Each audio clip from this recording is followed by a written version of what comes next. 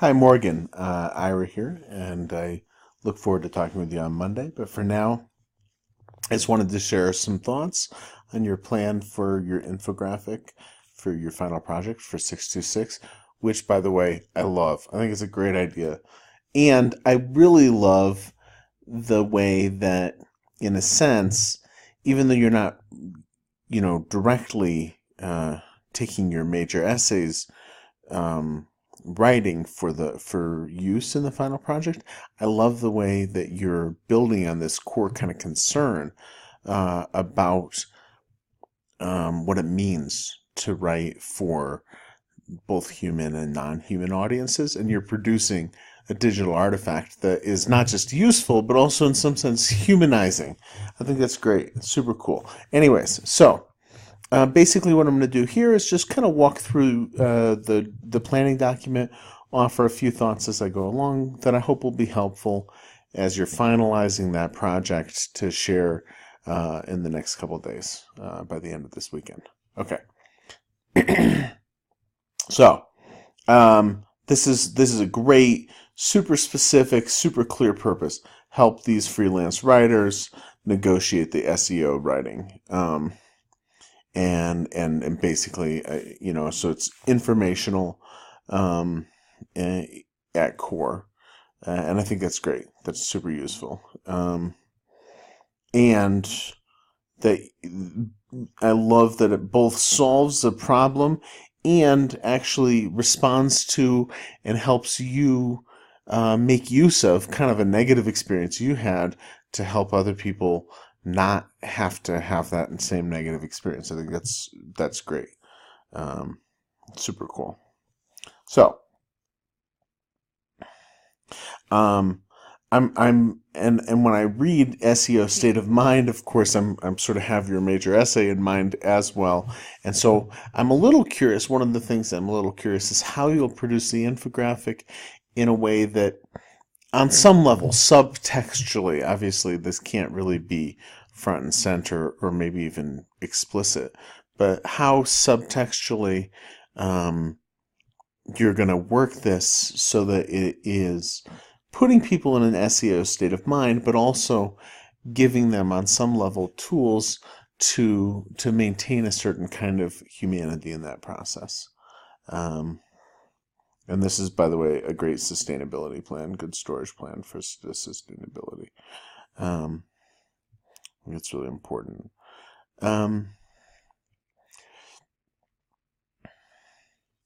So this then, the infographic I create will help writers understand where their writing fits in within larger contexts of the internet and why the writing they do is significant. Again, we're coming back to that human meaning stuff, which I think is great. So you're kind of we often think of infographics as just communicating content, like it's just a transfer of information from one robot person to the next. But of course, it's not that, right? Infographics are not just communications of data points or information, but also of meaning.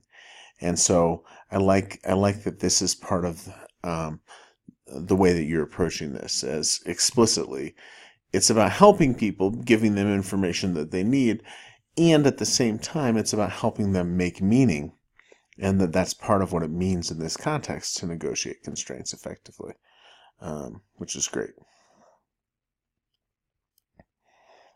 Um, so then, like getting down to the nitty gritty here, as you say, you need to make sure that you have like a good design sort of approach, that it's not too busy. And this is going to be some of the difficulty. There's kind of a lot that you want to communicate here, and the danger of that becoming like not really an infographic at all, but rather just kind of a big a website or a sort of a big blur. That's the danger. So the question as you're really finalizing this is, how do you streamline the visual so that a person can take it all in kind of at a glance, and then deepen their appreciation of the infographic by looking at it a little bit longer. Um, so I think that's kind of like my general thoughts, and I love that you have available to you, or you found like a couple cool templates, um, or not necessarily cool templates, but like, you know what I mean, like templates that give you an idea of what you want and what you don't want to do. So those are my kind of general thoughts. I think your concern of not wanting to overwhelm with too much information is totally correct. And again, my suggestion is that you think about this as basically somebody should be able to take the whole thing in at a glance. So there should be some kind of unified basic message.